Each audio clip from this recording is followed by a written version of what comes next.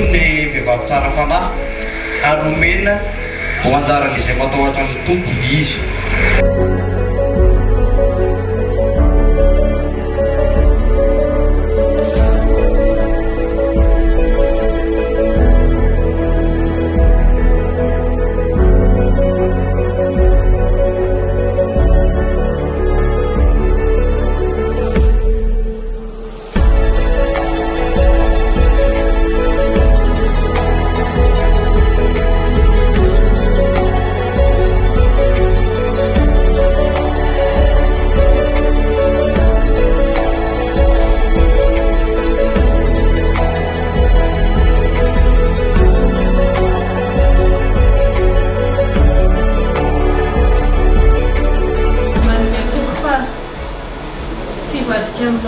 Nakasoavana nankaratsina na ingo dona na ingo hiantry ka ho tianao sanajanao mandrisi ny andro rehetra iainana.